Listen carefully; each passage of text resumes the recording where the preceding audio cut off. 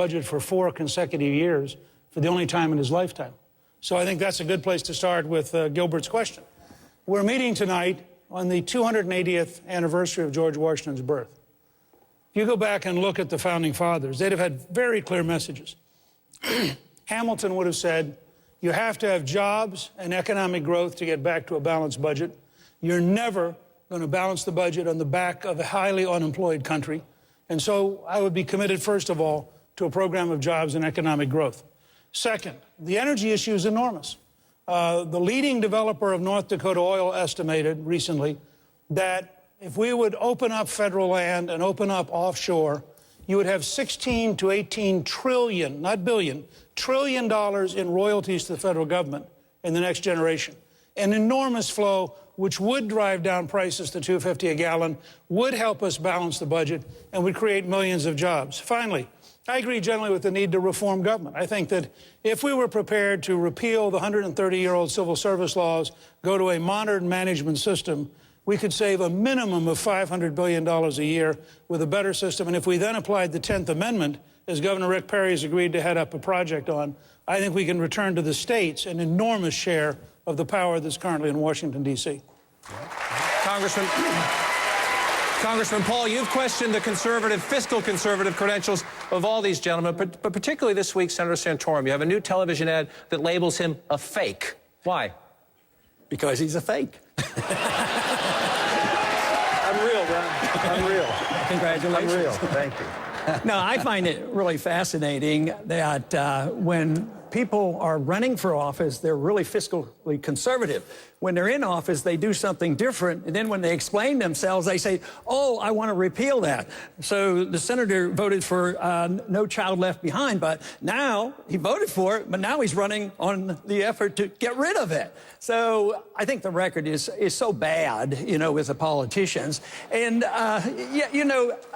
nobody accuses me of not having voted for too much. They're always accusing me for not voting for enough. And I've been running in office off and on for a good many years. And over all those years, I've never voted for a budget deficit. I never voted to increase the national debt. Matter of fact, there's only one appropriation bill that I voted for, and that was for veterans. I assumed from the 1970s on that we were embarking on a very dangerous path, and we're involved in that danger right now. So this idea of being fiscally conservative now that we're running for office and we're going to repeal something that we did before, I mean, it loses credibility is what our problem is. So,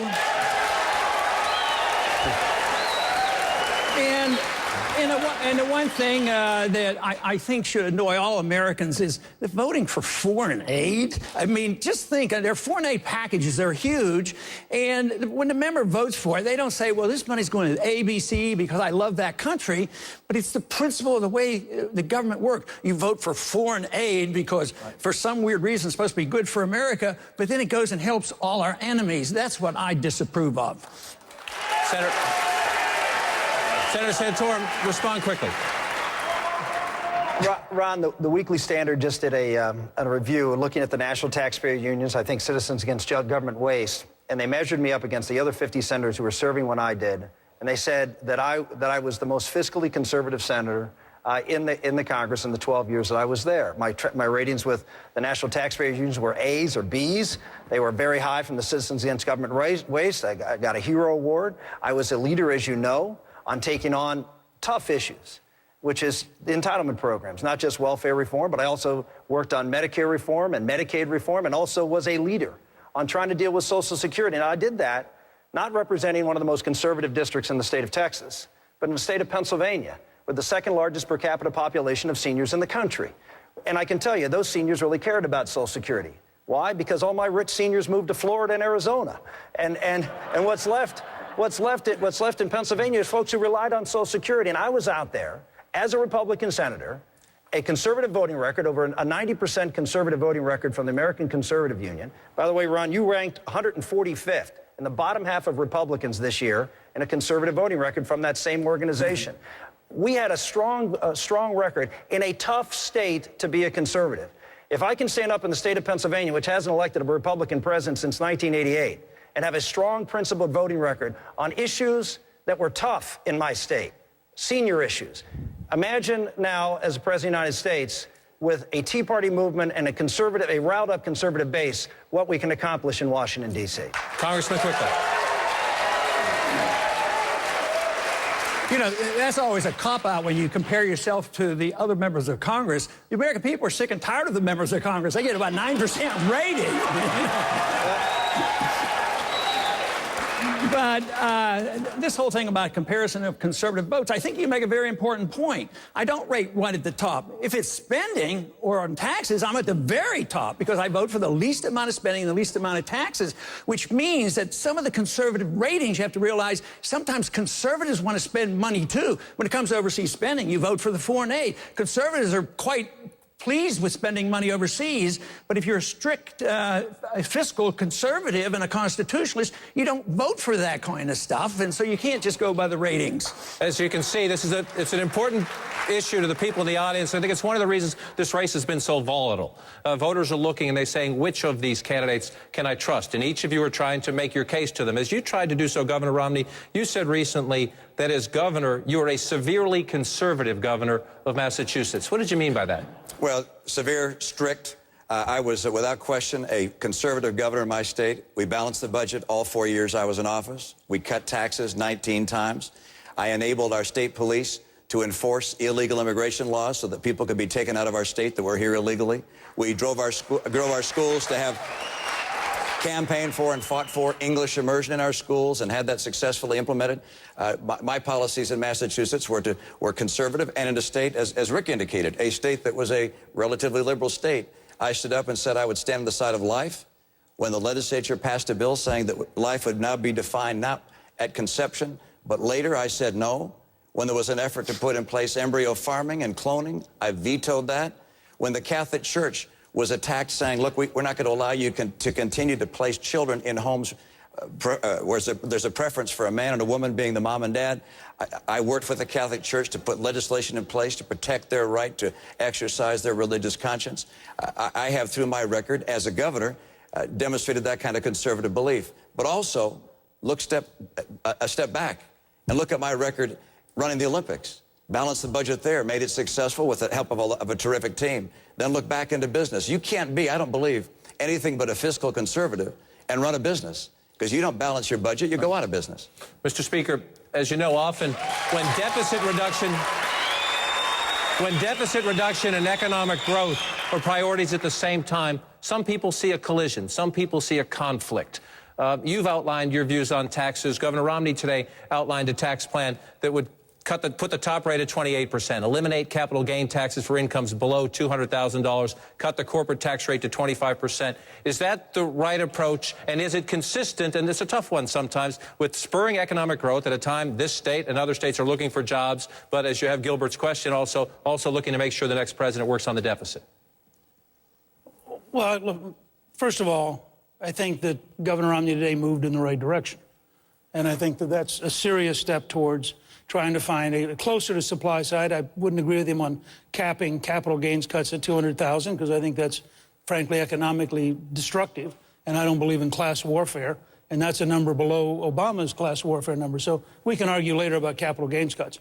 But I think there's a different question. Everybody talks about managing the current government. The current government is a disaster. I mean, we don't, you know, this is... It is the reason I started with the idea that came out of Strong America Now, to repeal the 130-year-old civil service laws and go to a modern management system, is you change everything. And the fact is, if we're serious, and in a funny kind of way, Ron and I are closer on the scale of change, we'd approach it slightly different. But I think you've got to start and say, what would a modern system be like? And a modern system would be totally, just take control of the border. It is utterly stupid to say that the United States government can't control the border. It's a failure of will. It's a failure of enforcement. So let me just take that one example. Let's assume you could tomorrow morning have a president who wanted to work with your governor, who instead of suing Arizona, helped Arizona, who actually worked with Arizona. Now, what's the fiscal reality 3 years from now in your emergency rooms, in your schools, in your prisons, of controlling the border? It's a lot less expensive. You just took a major step towards a less expensive future. So I think it is possible to modernize the federal government and cut taxes and develop energy simultaneously. And the three lead you to Gilbert's concern. Let's get back to a balanced budget. The Speaker raises an important point about looking forward, and I hope we spend most of the night doing that. But as you know, there's a lot of anger in the base of the party about some of the things that have happened in the past. And the Tea Party especially. Now, earmarks, the pork barrel spending, it's a tiny slice of the budget. I think we all know that. But if you talk to a Tea Party activist, they think it's an example and a gateway to corruption. Senator, you have said there are good earmarks and bad earmarks, and you have talked about your earmarks in the past. Any that you specifically regret? And why have you criticized, why do you think the money that went to Governor Romney for security at the Olympics, why was that a bad earmark? I didn't suggest it was a bad earmark. I voted for it, and about half the money, a little over half the money that went to the Salt Lake Games. But Governor Romney asked for that earmark. That's really the point here.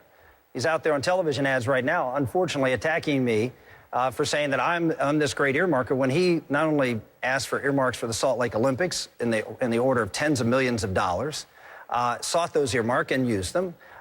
And he did as the governor of Massachusetts, $300 or $400 million.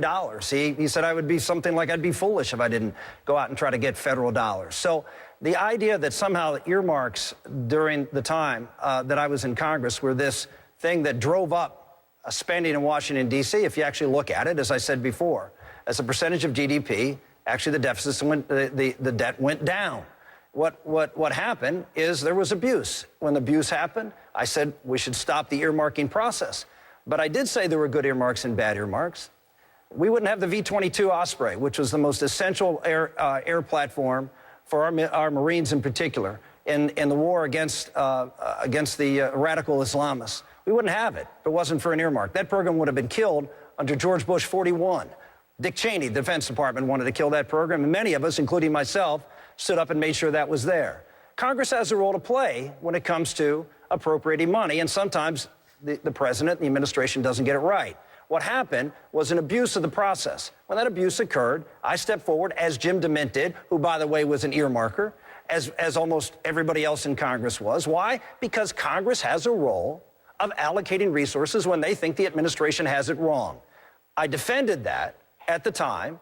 I'm proud I defended at the time because I think they did make mistakes. I do believe there was abuse, and I said we should stop it. And as president, I would oppose earmarks. Governor?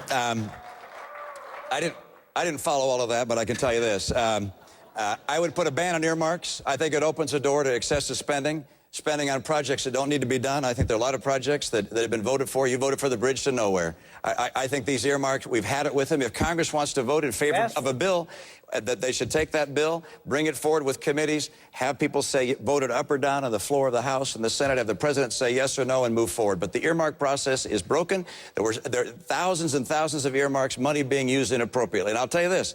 You mentioned coming to the Olympics, coming to the United States Congress, asking for support. No question about it. That's the nature of what it is when you lead an organization or a state. You come to Congress and you say, these are the things we need. In the history of the Olympic movement, the federal government has always provided the transportation and security. So we came to the federal government asking for help on transportation and security. I was fighting for those things. Our games are successful. But while I was fighting to save the Olympics, you were fighting to save the bridge to nowhere. Quickly.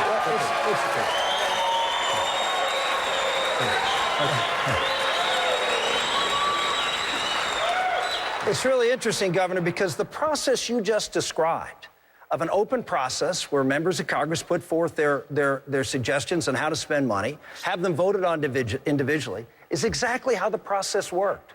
So what you're just suggested as to how earmarks should work in the future is exactly how they worked in the past. So I suspect you would have supported earmarks if you were in the United States Senate. I'm sorry, the 6,000 earmarks that were put in place under the Speaker's term, for instance, were oftentimes tagged onto other bills. I'm sorry, I don't mean to be critical. That was the process. There were thousands. I mean, we've had thousands and thousands of earmarks. They are typically tagged onto, bundled onto other bills. Okay, go ahead, Mr. Speaker. Go ahead. You're entitled to your opinions, Mitch. You're not entitled to I've heard that line before. Misrepresent the facts, and you're misrepresenting the facts. You don't know what you're talking about. What happened in the earmark process?